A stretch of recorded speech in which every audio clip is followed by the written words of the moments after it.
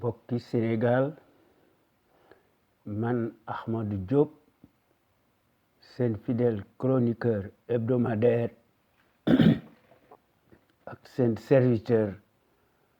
mu leen di nuyu ci sunu waxtaan wi ñu tuddee xew-xew réew mi nga xam ne maa ngi leen ko fas yéene defal talaata bu nekk bu ma fi yàlla bàyyee bu leen fi yàlla bàyyee à partir de 17h GMT heure de Dakar soit 19h heure de Paris xam ngeen ko dut leen ko jaawatle leen ko defal à travers les ondes de notre radio Sunu Kër FM la première radio panafricaine nekk ca Californie muy sunu radio exceptionnel bu mag bi de renommée internationale kon xam ngeen ne tey talaata 31 octobre 2017 li nu war a wax bari na ndax ci la nu dëkk guddi ak bëccëg ndax dañoo bëgg a jubbanti baadolo bii nga xam ne mook ay dagam lu ñu wax weddi ko yaakaar ne ñoom rek la yàlla sàkk ak yonente bi te gëmuñu ko ndax ku gëm yàlla doo nekk un mécréant ku gëm yàlla da ngay sàmm sa kaddu bu ñu dee rey sax doo ci dellu ginnaaw waaye seen bànneex rek ci la ñu nekk waaye comme d'habitude yéen waa Sénégal ak sénégalais ak sénégalaises yi nekk ca biir réew ma ak sénégalais ak sénégalaises yi nekk ci bitim réew ñu leen di tudde les sénégalais de l'extérieur noo ngi leen di nuyu di leen sant ak di leen gërëm di leen sargal ci déglu bi ngeen ñu déglu bàyyi seen yitte yépp kon gàcce ngalama yéen waa Sénégal amu leen moroom noo ngi jox njukkal aussi tous nos auditeurs ak auditrices góor ak jigéen mag ak ndaw fàttewuñu kenn te noo ngi sant bu baax di sargal tous les intervenants libres yoo xam ne wax dëgg yàlla dañoo nekk des analystes politiques remarquables de haut niveau nga xam ne ay patriotes lañu ndax dañoo bëgg suñu réew mi gor yooyu kenn demul ñu des ndax les meilleurs sentinelles ci Sénégal bu ñuy def seen waxtaan ci seen émission bi ñu tuddee l'info autrement ñu koy def altine ak alxames à partir de 16h heure du Sénégal ndax gor yooyu loolu doyut duñu tàyyi ci la ñu dëkk guddi ak bëccëg su waxtaan woowu pare dañuy indi beneen waxtaan ci samedi bu nekk ñu tudde ko en toute objectivité loolu doyut dimanche bu nekk ci loolu la ñu nekk ñu indi beneen waxtaan ñu tudde ko la voix des jeunes maanaam baatu ndaw ñi ak yoonu ndaw ñi loolu mooy wane ne wax dëgg yàlla ñooñu duñu parloo sunu Sénégal gi la ñuy faral ndax sunu Sénégal gi yokk ci lépp ñépp di liggéey wér-gu-yaram am fi sunu Sénégal gi yilif boppam du tàggu kenn mu aakimoo alalam muy def li nga xam ne moo koy def ci coobaray boppam ndax ab dëkk su silwisee su amee indépendance noonu lay defee ndax ay jàmbaar ñoo war a jiite réew mi baadoola waru ko jiite ndax baadoola dañ ko yilif ndax baadoola day bew te day fuuy ndax baadoola boo ko falee mbokkam lay fal ndax ay gor boo ko falee ay gor ci la ñu nekk ndax dañu jub buñ leen dee rey sax ci la ñu nekk te gis nañ ko ci histoire bi ndax loolu moo fi nekk leneen nekku fi ndax gor yi nga xam ne ñooy wax à travers les ondes de notre radio Sunu Kër ñoom décryptage massif la ñuy def nga xam ne duñ ci def benn compromission ni benn concession loolu mooy wane ne wax dëgg yàlla ñoom dañoo am des réflexions remarquables prodigieuses ñu koy tabal à travers les ondes de notre radio sunu kër FM la première radio panafricaine nekk ca Californie muy sunu radio exceptionnel bu mag bi de renommée internationale. bu loolu wéyee ñun ñi nga xam ne ñoo nekk ci conscience patriotique pour le changement xam sa réew bëgg sa réew jëriñ sa réew ñun ŋàññiwuñu kenn li ñu bëgg mooy sunu réew mi yilif boppam un véritable contre-pouvoir am fi contradiction am fi sunu réew mi libre et indépendant et souverain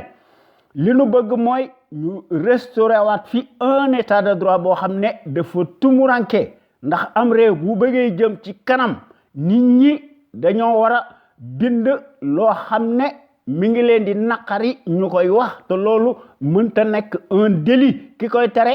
mooy def un délit te gis nañ ko ci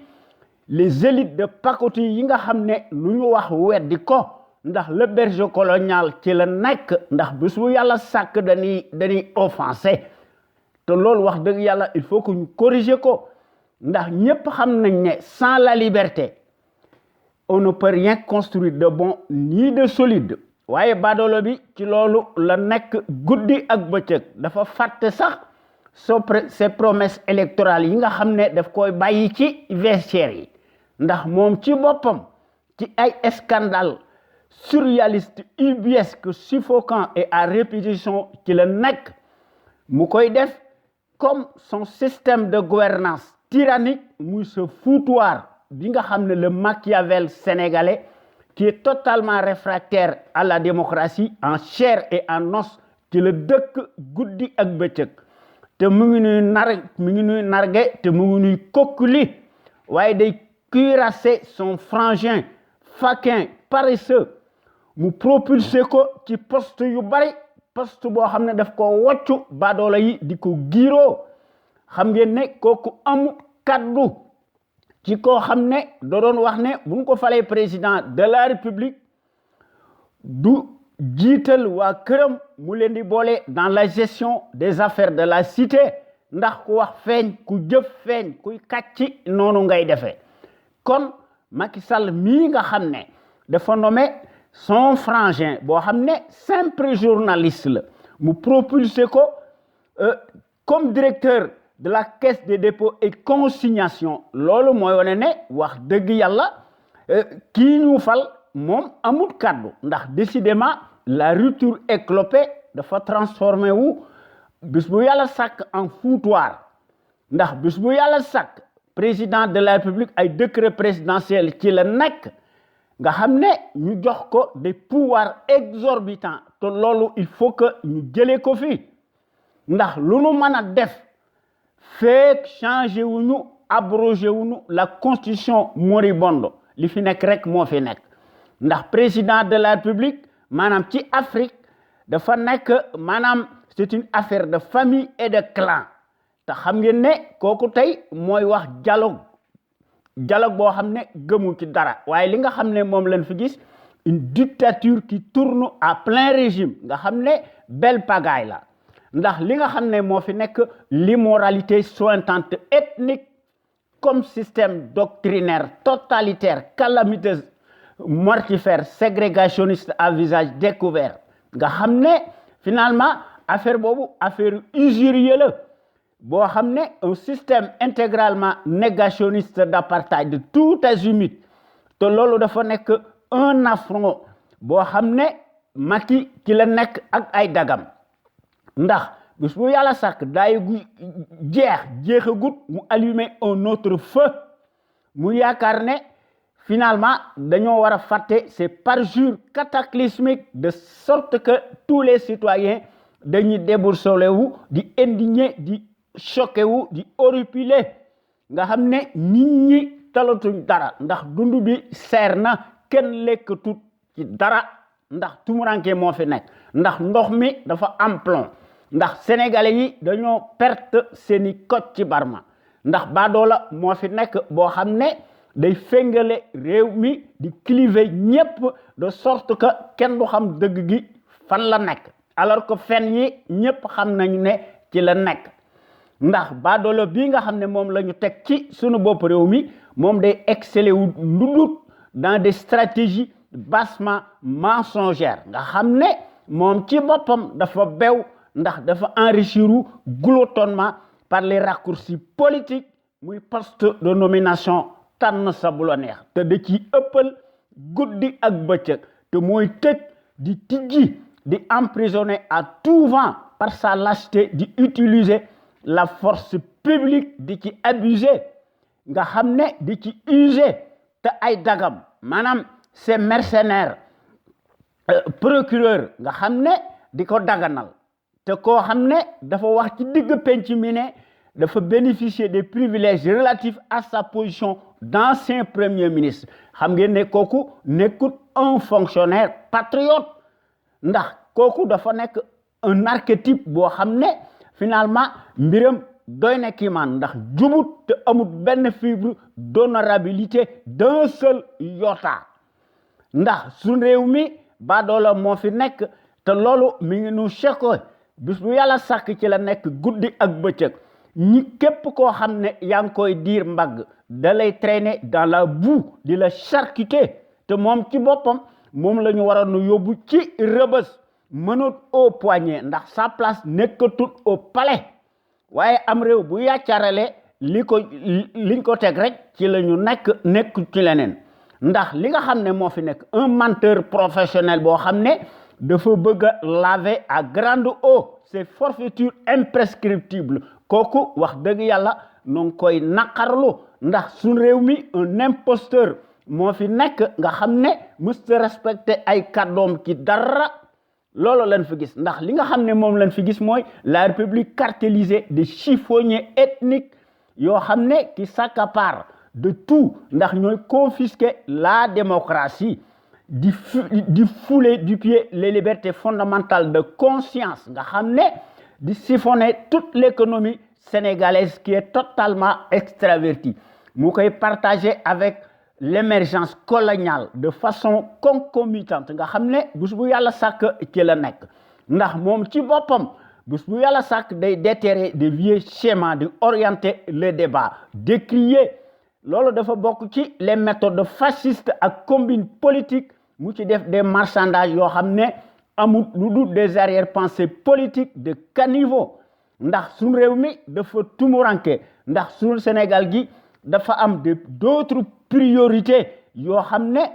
kenn du ko solutionner ndax Macky lu mu la wax tey mu weddi ko alors que ci campagne électorale bi waxam bari woon na ndax da doon wax ne lii nga xam ne moo fi nekkoon dana ko fi jëlee ndax moom ci boppam dafa gouverner ak Abdoulaye Wade pendant 8 ans te Abdoulaye Wade daf koo jig waaye moom jigunu ndax baadoola lu mu la wax weddi ko baadoola njëriñam rek ci la nekk ndax wax jooju nga xam ne bari woon na moo nekkoon son tempo son ADN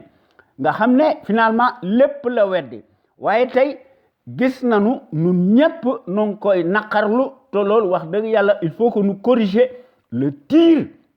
ndax la misère galopante ak le chômage endémique dafay continuer ndax l'augmentation des denrées de première nécessité et les coupures intempestives récurrentes du courant électrique xuy kamaj day atteindre des proportions démesurées sans compter nag les factures de complaisance et le manque d'eau potable nga xam ne finalement mbir moomu dafa nekk une réelle menace pour la santé des populations ndax ku munte lijjanti sam ndox boo ne da ngay def plan Sénégal émergent loolu ay wax la ndax affaire ndox ak affaire courant dafa nekk une question de salubrité waaye baadolo bi plan Sénégal émergent lay def waaye li nga xam ne moom lañ fi gis mooy l'émergence coloniale en puissance et en continu te loolu wax dëgg yàlla noo ngi koy naqarloo ndax pays yi nga xam ne dañoo am fayda su amee des entreprises pétrolières et gazières dañ koy nationaliser ipso facto du ñu tàggu kenn waaye suñu réew mi 1963 ba tey ji toutes les télécommunications kan moo koy assurer le gendarme colonial boo xam ne moo ciy gagné ndax sunu Sénégal gi da ciy perte te loolu wax dëgg yàlla mbirum insécurité la kon le tonitruand bii nga xam ne moo fi nekk moom bëggut progrès ndax day def solidarité avec l'émergence coloniale nga xam ne mu bëgg a diigal suñu réew mi ndax ci la nekk guddi ak bëccëg te gis nañ ko ci son discours calamiteux muy tàgg la monnaie coloniale maanaam le nazisme colonial nga xam ne ci la dëkk guddi ak bëccëg ndax ñépp xamoon nañ ne Macky da doon yagari di lakk sunu kérosène bi nga xam ne ay élection présidentielle amoon na ci 2012 entre les deux tours da doon yagari di sukkal Nicolas Sarkozy di ko tuubal di ko raamal di jébbalu ci moom mu ne le retrait des troupes et bases militaires françaises relevait quelque peu d'un nationalisme mal placé, dixit le même homme, le tyran, le fasciste. Kooku tey mooy def l'apologie coloniale nga xam ne wax dëgg yàlla lu ñu mën a wax dafa mas a nekk l'envoyé spécial colonial en Afrique attitré et accrédité à Dakar waaye suñu Sénégal gi lu ñu mën a wax dafa mas a nekk un grand pays historique au point de vue du savoir pluriel et de la morale éternelle en puissance waaye nag ndimbal da ci fekk loxo borom ndax pays yi nga xam ne ñoo gën a dellu ginnaaw ci en Afrique et à l'échelle planétaire internationale tous les 14 pays assujettis tenus d'une main de fer par des despotes workat te baadoolo bi bokk na ci ñoom dañuy utiliser l'article 80 bidon nga xam ne finalement copier-coller la ndax Macky day brutaliser guddi ak bëccëg day cueillir à tout vent képp koo xam ne yaa ngi koy diir mbagg kon kooku moo ñuy offensé ndax finalement la gouvernance le pouvoir du peuple par le peuple et pour le peuple amu fi waaye baadoo la boo xam ne lu mu la wax weddi ko ndax ci campagne électorale bi dañuy yore lamiñ yu rëy di def des discours mielleux lénifiants waaye bu leen joxee caabu yi réew mi ñu wone ji koy saay-saay ji nga xam ne ci la ñu nekk te loolu gis nañ ko ci li nga xam ne moo fi nekk muy sunu alal ji maanaam le pétrole et gaz du Sénégal ñu koy aakimoo ndax ñun ñi nga xam ne ñoo nekk ci conscience patriotique pour le changement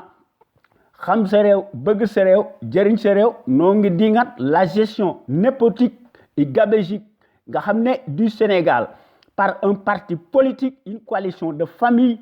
et de partis nga xam ne ou une famille te noo ngi dingat bu baax l'accaparement des ressources du Sénégal par une seule famille paresseuse et piccatique muy jox son clan ak sa famille des postes de haute stratégie nga xam ne finalement mbir moomu bu ñu ko seetloo ba seetlu ko mbirum corporatisme la ethnique sans éthique ni équité mu jox leen ndomboy tànk dans toutes les structures de l'État de haut niveau mel ni ñoom rek ñoo fi am xam-xam te loolu wax dëgg yàlla tant que safaruñ ko su réew mi day gën a dellu ci ginnaaw kon wax dëgg yàlla ñoo ngi leen di ñaan ngeen di ñëw di fraterniser ci conscience patriotique pour le changement xam sa réew bëgg sa réew jëriñ sa réew ndax sunu Sénégal gi moo ciy gagné keneen du ci gagné ndax quand nous voulons nous pouvons ndax ensemble tout est possible toutes les ressources humaines ñi ngi fi àndandoo nekk benn moo fi manqué ndax yaakaar nañ ne ñun ñëpp sunu booloo am mbooloo yaakaar nañ ne sunu Sénégal gi dana jëm ci kanam ndax bu ñu fexee ba nga xam ne ñi bëgg sunu réew mi ñoo ëpp fuuf ñu koy wor yaakaar nañ ne sunu Sénégal gi dana jëm ci kanam waaye ñun ñi nga xam ne ñoo nekk ci conscience patriotique pour le changement xam sa réew bëgg sa réew jëriñ sa réew bokk nañ ci porte drapeau étendard yi nga xam ne dañoo bëgg sunu réew mi jëm ci kanam ndax ñépp xam nañ ne su fi notre rajo sunu kër nekkutoon maanaam la première rajo panafricaine nekk ca Californie sunu rajo exceptionnel bu mag bi de renommée internationale su fi amutoon àdduna tukki ndax ay baadoola ñoo fi nekk ndax gor yi nga xam ne ñooy wax à travers les ondes de notre rajo sunu kër ay jàmbaar yu mat sëkk lañu ndax ñi ngi bay seen waar ci sunu tool bi ndax danoo bëgg sunu réew mi ñu teg ko ci loxoy jub xocci ndax ñun ñi nga xam ne ñoo nekk ci conscience patriotique pour le changement au Sénégal ci loolu lañu mas a nekk ndax loolu wax dëgg yàlla dañ ci ànd kon sunu Sénégal gi il faut que ñu teg ko dans la bonne direction ndax ñun ñi nga xam ne ñoo nekk ci conscience patriotique pour le changement au Sénégal ci loolu la ñu nekk ndax ñun ñëpp xam nañ ne su fi notre rajo sunu kër amutoon àdduna tukki ndax baadoolo bii nga xam ne ku fi wax dëgg mu tëj la ci kaso bi nga xam ne les politicards véreux nga xam ne ay mercenaires alimentaires lañu dañuy sukkal di ramal sàcckat boobu nga xam ne wax dëgg yàlla lu mu wax weddi ko ndax ñëpp xam nañ ne hier comme aujourd'hui depuis 13 ans notre rajo sunu kër.com bi nga xam ne dafa mas a nekk l'avant-garde et à la pointe du combat juste et pour l'émergence du Sénégal debout et fier de l'être sunu rajo bi dafa génn ci les chantiers battus ndax sunu rajo bi day proposer du neuf ndax day briser les tabous ndax sunu rajo bi day bousculer les idées reçues ndax sunu rajo bi day innover ndax sunu rajo bi day populariser la démocratie ndax sunu rajo bi dafa génn ci les conventions ubiesques de l'établissement ndax sunu rajo bi dafa mas a inscrire ci dans sa trajectoire révolutionnaire boo xam ne day évoluer dans le sens des valeurs et des progrès immenses exponentiels salutaires et indispensables pour que nous soyons capables d'assurer le destin de notre pays sur des bases voulues en toute indépendance et en toute conscience ndax qu'on le veuille ou non notre média est devenu un phénomène de société qui reste le seul à aborder librement des sujets les plus variés qui sont considérés comme la loi de l'omerta, en particulier la gouvernance politique, bancale, ethnique que les médias serviles du service public et privé n'osent point aborder. ndax baadoolo yooyu dañoo nekk des instruments alimentaires propagande politique ndax dañ leen a mën ndax le pouvoir calamité tortionnaire moo leen di monopoliser maanaam le pouvoir calamiteux boo xam ne finalement baadoolo yooyu dañuy passé wu ci seeni silence par leur manque de patriotisme ndax amuñu benn civisme ndax suñu rajo bi wax dëgg yàlla day def des innovations multiples sur le plan de la qualité des informations yi nga xam ne gis nañ ko ci à travers notre site sunukër.com nga xam ne ci sunu rajo bi nga xam ne moo nekk l'avant-garde du civisme ndax la première radio panafricaine de renommée internationale à Los Angeles en Californie un panel d'intellectuels d'hommes et de femmes ñoom ñëpp dañoo nekk de gros calibre yoo xam ne très doué en matière grise ndax bés bu yàlla sàkk dañuy exprimer wu en toute connaissance de cause ndax bés bu yàlla sàkk dañuy démontrer magistralement leur capacité intellectuelle ndax góor yooyu dañoo nekk des têtes bien pleines ndax bés bu yàlla sàkk dañuy décortiquer ndax dañuy font part de leur analyse sur des produits toxiques chimiques notamment les faits divers scientifiques, sanitaires, sociaux, religieux et politiques, sans oublier les civilités, les incivilités patentes dont sont coupables les politicards qui ont failli à leur mission régalienne. Ndax dañoo ubbi la boîte de Pandore à certains citoyens égarés par leur manque de conscience nga xam ne bés bu yàlla sàkk dañuy soulager wu publiquement aux abords des bâtiments te loolu wax dëgg yàlla noo ngi koy naqarlu kon soyez plus nombreux ngeen di déglu gor yi nga xam ne ñooy wax à travers les ondes de notre radio sunu kër FM la première radio panafricaine nekk ca Californie muy sunu rajo bu mag bi de renommée internationale ndax bu leen neexee bokk ci waxtaan wi wax li nga xam ne moom ngeen xalaat ndax sunu réew mi jëm ci kanam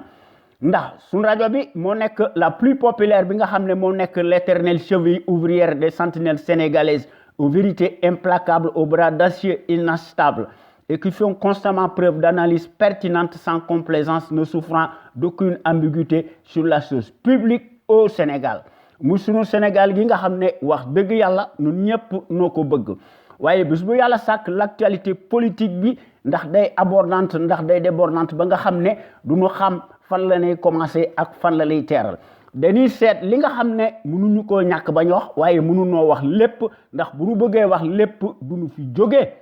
waaye ñun ñi nga xam ne ñoo nekk ci CPC li nga xam ne daal moom la ñu bëgg ñu fexe ba unir rassembler autant de patriotes sénégalais autour d'un idéal commun pour cela nag il faut que wax dëgg yàlla ñu indi ci une détermination indi ci patriotisme le civisme ku nekk indi ci sa xalaat bu baax ñëpp indi ci li nga xam ne lu baax la ñu indi ko ñun ñëpp ñu indi ci suñuy ténacité maanaam ñu boole ci la démocratie participative nga xam ne pays yi nga xam ne dañoo am fayda bëgg seen réew ci loolu la ñu nekk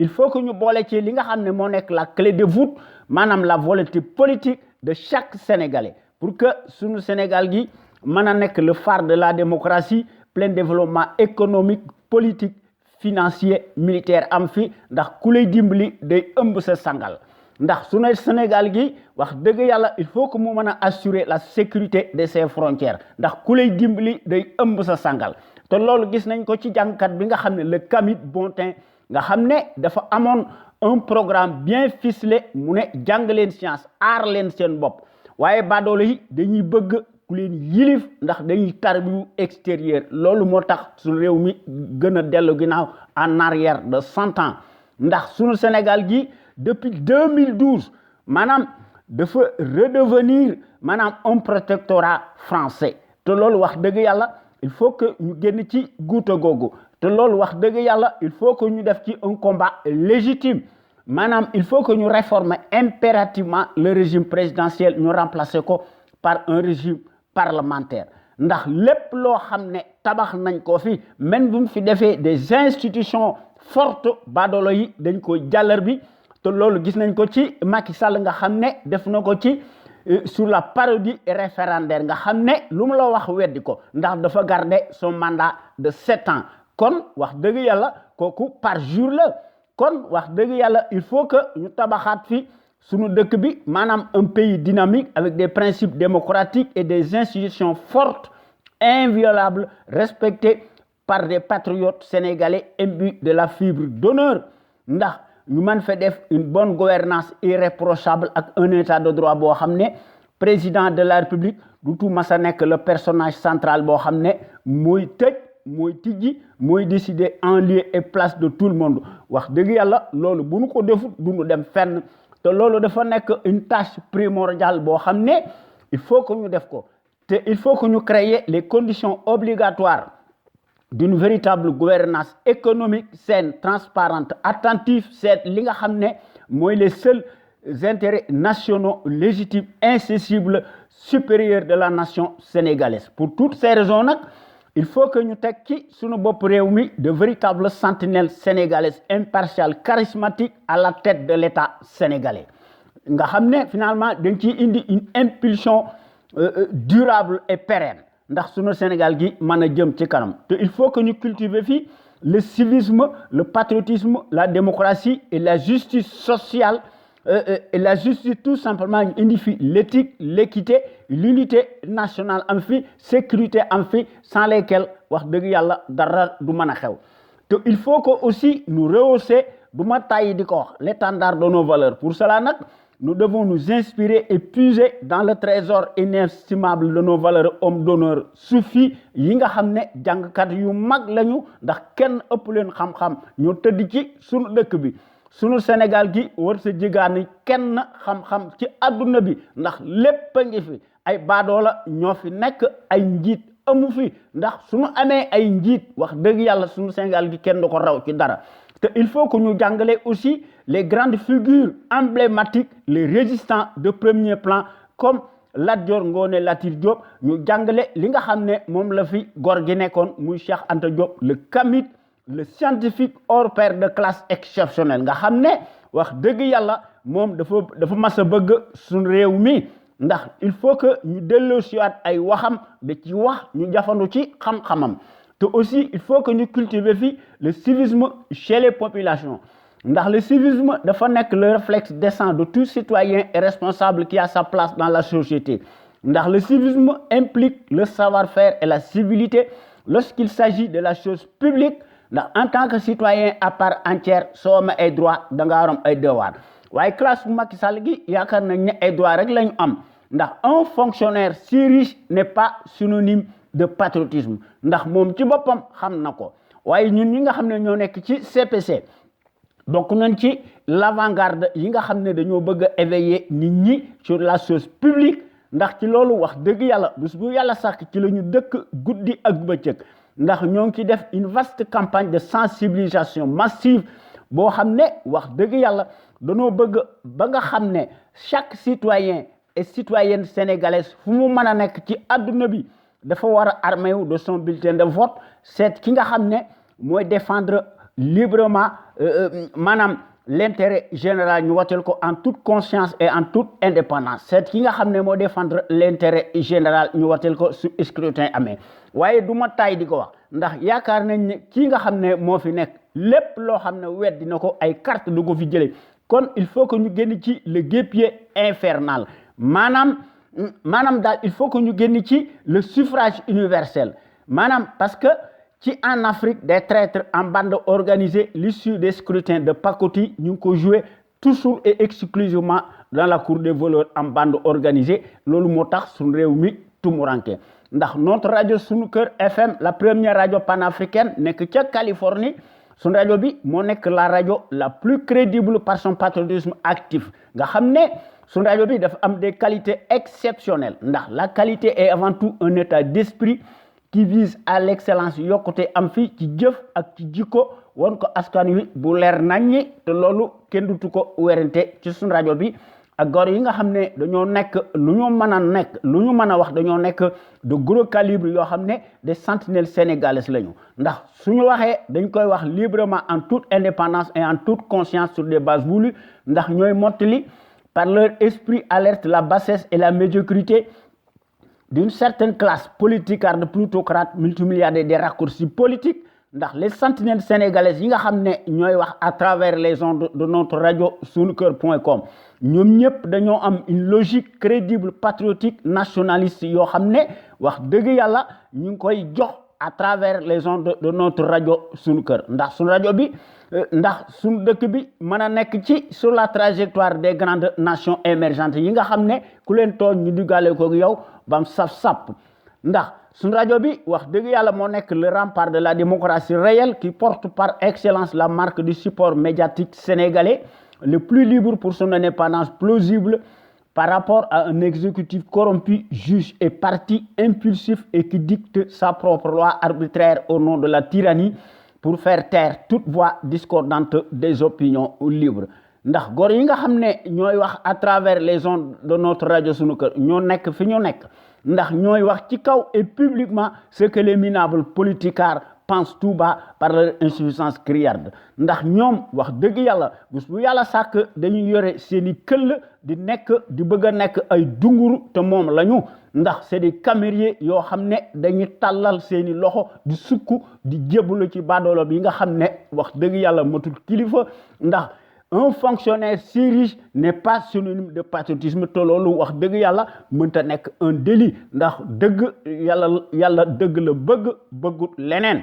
ndax góor yi nga xam ne ñooy wax ci à travers les ondes de notre radio Sunu Kër nekk ñu fi rek di critiquer wala di ŋàññi wala di sànni ay xeer ndax bés bu yàlla sàkk dañuy proposer des solutions concrètes pérennes et durables ndax ñu mën fay créer un véritable Sénégal émergent totalement opposé à celui des menteries inflationnistes fascistes ndax sentinelles sénégalaises yi nga xam ne wax dëgg yàlla kenn demul ñu des ndax ñoo nekk fi ñu nekk amu ci kenn koo xam ne ci ñoom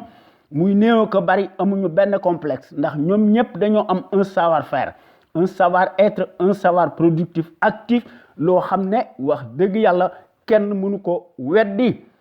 kon nanu wax ci li nga xam ne moom la ñu mas a wax maanaam la répétition est pédagogique maanaam kon ci 2012 li nga xam ne moom la ñu xalaat maanaam il faut que ñu def les conditions sine qua non et profession de foi pour tout candidat de l'unité consensuelle face aux représentants du colonialisme ndax lu mu la wax weddi ko ndax ñoom la fi nekkal ndax li nga xam ne moo fi nekk les conditions sine qua non de marbre doivent être proportionnées et à la mesure de la profession de foi de tout candidat de l'unité consensuelle face à l'engeance coloniale en place te loolu wax dëgg yàlla bind nañ ko ci sunu discours yu bari car nga xam ne bind nañ ci sur la moralisation de la vie publique te loolu wax dëgg yàlla il faut que ñu seetaat ko te wax nañ ci lu bari ne il faut que ñu def fi une nouvelle république la vraie de livrer ak yeneen ndax qui peut nier donc les casses du siècle cataclysmiques, sismiques, scandaleux de toute l'histoire du Sénégal nga xam ne un régime de foutoir moo koy def ndax lu mu la wax weddi ko ndax kenn mënta ignorer les parodies municipales de 2014 ci Guédiawaye entre autres à Saint-Louis nga xam ne le dispositif policier sécuritaire impressionnant dafa autoriser étrangement Mansour Faye le frère de Mariam Faye à se tailler et la qualité de maire de cette ville nga xam ne mu def ko le ministre maanaam de l'assainissement nga xam ne finalement mbir moomu bu ñu ko seetloo ba seetlu ko c'est la démocratie familiale intégriste intégralement d'apartheid ségrégationniste ndax ragaillardi par le laxisme de la classe politique élaguée zizaillée charcutée aux abois ñoom dañ doon crier au scandale maanaam médecin après la mort lay def te loolu wax dëgg yàlla il faut que nous corriger tir bi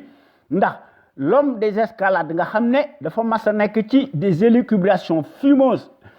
abracadabrantesques nga xam ne bés bu yàlla sàkk day def des coups tordus en continu ndax dafa rempiler promet plus qu'il n'en fait en réalité ndax day cracher délibérément sur ses promesses électorales ment encore en toute impunité sur toute la ligne par presse interposée ndax doo doon fulminer honteusement en janvier 2016 au micro de Vincent Hugues mu ne il y aura en 2016 un référendum constitutionnel yoo xam ne finalement dana def un scrutin présidentiel au début de 2017 te loolu wax dëgg yàlla kàcce yu mag la te loolu wax dëgg yàlla furu bëri la parjure la maanaam dafa wedd ay kàddoom ndax normalement si nous étions dans une véritable démocratie qui tourne à plein régime maanaam les magistrats honorables finalement ñoom dañoo waroon a autosaisir automatiquement ndax ñu mën a créer la descente aux enfers du tyran profanateur menteur dans l'âme pour ñu destituer ko publiquement par ces parjures cataclysmiques voyez rien que cette goutte d'eau il y aurait de quoi faire sauter l'État à pair entier waaye baadoolo yi mercenaires yi ñoom ci loolu la ñu nekk ndax finalement nekkuñu ay procureur de la cour royale la ñu ndax ñoom ci seen bopp dañoo war a bale yow d'abord chez eux avant nous nuy enquiquiner or il n'en est rien nga xam ne bés bu yàlla sàkk Macky ci ndëngate la nekk guddi ak bëccëg waaye day jàll comme une lettre à la poste comme si les Sénégalais comme nous les Sénégalais nous sommes oubliés parce que le même personnage curieux se dérobe encore une fois ndax dafa organiser dans le même mois maanaam ci mars 2016 sa pitoyable parodie référendaire dëmm ci 2016 waaye dafa garder par devers son mandat présidentiel de 7 ans boo xam ne dane woon daf koy wàññi ba 5 ans waaye defu ci dara waaye li ci gën a doy waar mooy le 30 juillet 2017 le récidiviste arrache sa victoire lors des législatives cataclysmiques muy submersion yi nga xam ne finalement mbirum addu kalpe la mbirum sàcc la braquage électoral la kon dans ces conditions pourrions-nous croire au faussaire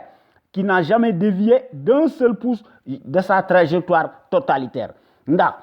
maanaam face à un mandat biscornu qui est déjà de trop nous ne pourrions pas avoir l'idée de lui donner un deuxième mandat ndax nimal da ciy fekk loxol borom ndax il faudrait que ñu am un adversaire coriace qui soit à la hauteur maanaam il faut que ki nga xam ne moo war a jiite réew mi maanaam moo war a nekk un homme de poigne de vertu boo xam ne qui se dresse devant lui lequel ne tremble pas ndax dafa war a agir et sans embâche nga xam ne mu faire avaler ces mensonges grossiers pour l'envoyer dans les cordes et briser les ailes démesurées en l'instar des grandes nations de la démocratie parlante waaye suñu réew mi leneen moo fi nekk ndax li nga xam ne moom leen fi gis mooy l'addiction de la tyrannie fasciste ne passera pas ndax depuis 2012 sans répit les mesures répressives, tortionnaires, coercitives, liberticides, désuètes se corsent, s'empilent de plus en plus, restent intentionnellement institutionnalisées, nga xam ne sont par définition le propre, l'apanage et l'esprit des félons. Nga xam ne bés bu yàlla sàkk dañuy def des abus nga xam ne ñu koy def par l'entregent de la force publique te loolu dañ ko war a bannir ndax de tels agissements saugrenus sont contraires aux libertés fondamentales de conscience te kooku mbirum offense la mbirum fuuy la te mbirum beew la ndax tous les abrutis en bande organisée yi nga xam ne dañuy soutenir le régime fantoche ne sont motivés que par du gain ndax fen ci la ñu nekk guddi ak bëccëg ndax fen moo leen di jox promotion sociale indue kon wax dëgg yàlla il faut que nous restaurions fi un état de droit boo xam ne dafa war a nekk un impératif ndax il faut que ñu rétablir aussi la souveraineté d'un état indépendant libre et souverain muy sunu Sénégal gi te il faut que ñu indi fi notre souveraineté monétaire financière économique nga xam ne mu ànd ak la défense nationale ndax tout se tient il faut que ñu privilégier aussi un partenariat international multilatéral tout azimut il faut que ñu indi maanaam ñu jàngale gëstu ñu def gëstu maanaam ñu def la recherche scientifique nga xam ne ñu jox leen un budget colossal à la mesure des enjeux encourus il faut que ñu interdire aussi les décrets présidentiels sidérants cataclysmiques muy l'aide à la presse pour enrichir une bande de laquais nga xam ne ñu leen di jox des nominations ethniques à caractère politique te loolu wax dëgg yàlla il faut que ñu jëlee ko fi te il faut que ñu promouvoir aussi la liberté d'expression et les libertés fondamentales collectives autorisées par la charte des lois nga xam ne su réew mi bu yilifee boppam ñu def ko te loolu sentuwuñ ko ci Macky Sall ndax il faut que ñu nationaliser aussi ipso facto toutes les entreprises pétrolières et gazières qui opèrent au Sénégal ndax ñu mën a def la redistribution de toutes les ressources naturelles de façon équitable et efficiente il faut que ñu impliquer aussi tous les citoyens maanaam ñu fexe ba nga xam ne dañuy am la culture du civisme et du patriotisme te il faut que ñoom it ñu gis ci seen bopp ba nga xam ne dañ ciy def seeni dañuy maanaam ñu fal ki nga xam ne dañ ko war a fal kon ci élection présidentielle 2019 yi maanaam li nga xam ne daal moom la ñu war a def mooy il faut que ñu fexe ba nga xam ne les conditions sine qua non et profession de foi pour tout candidat unitaire consensuel face aux représentants du colonialisme maanaam il faut que ñu instaurer fi un débat contradictoire obligatoire boo xam ne day réunir tous les candidats potentiels autour d'un même plateau nga xam ne góor yi nga xam ne dañoo nekk des analystes politiques de premier plan ci rajo sunu kër bi ñu jiite ko maanaam képp koo xam ne bëgg ngaa nekk candidat maanaam da nga war a décliner ta feuille de route et ton programme politique sans langue de bois nga indi ci des idées claires pour convaincre les citoyens yoo xam ne qui auront le dernier mot ndax ñoo war a trancher en toute légitimité et par voie directe dans le secret des urnes parlantes ndax képp koo xam ne lank nga di refuser de se plier à la règle ñooñu dañ leen di considérer comme des traîtres nga xam ne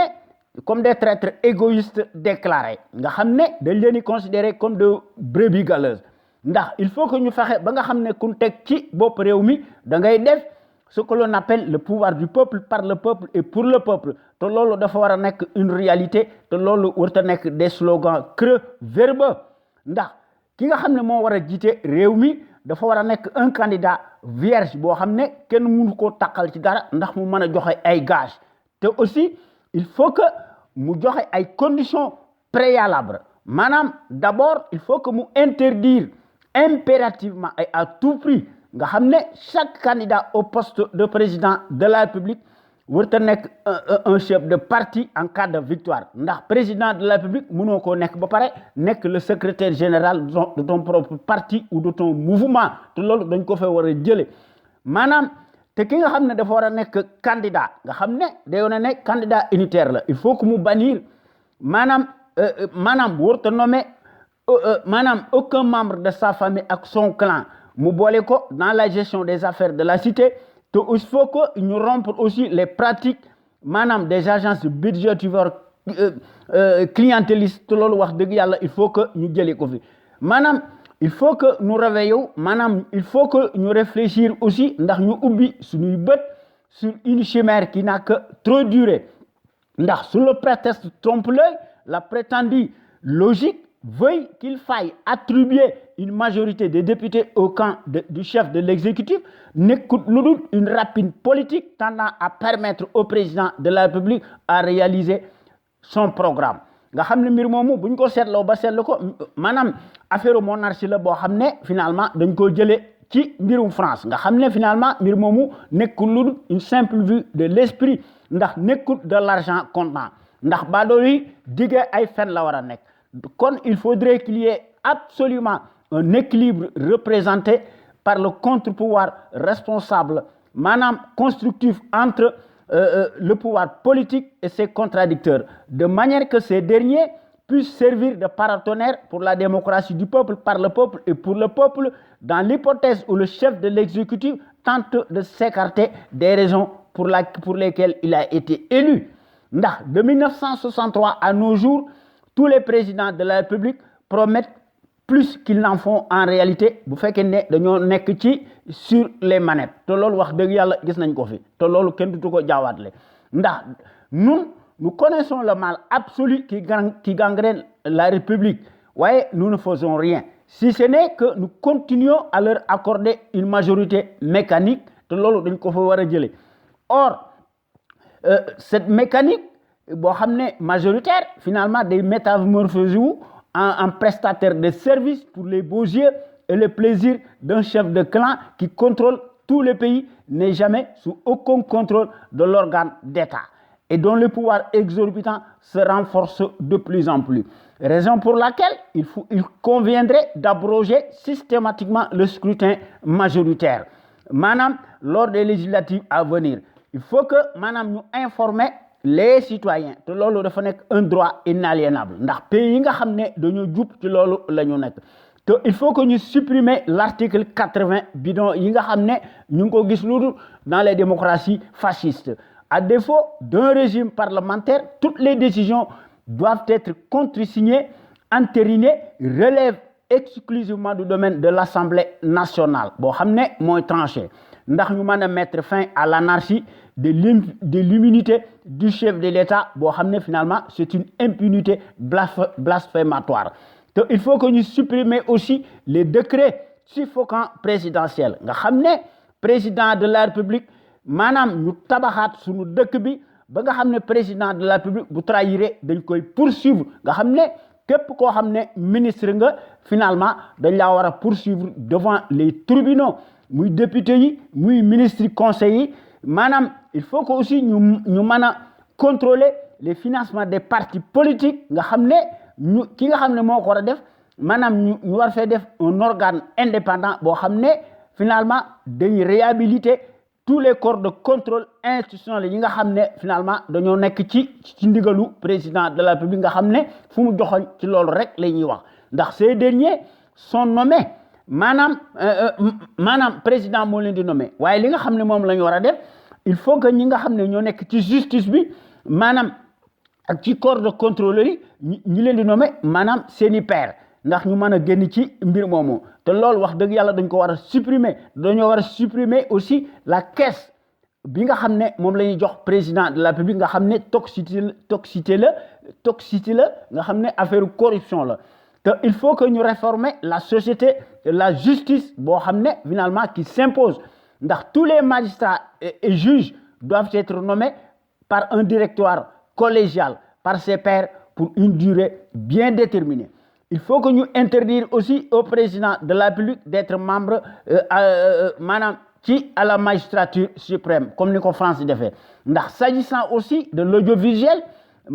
surtout les services publics, la RTS, APS, le Soleil, la Maison de la Presse, li nga xam ne la ñoo fa waroon a nekk nga xam ne un comité de sages ñoo leen di nommer de sorte que des professionnels indépendants soient à la place qu'il faut et à l'endroit. waaye Macky moom boppam rek la fi nekkalu fi keneen te loolu moo nekk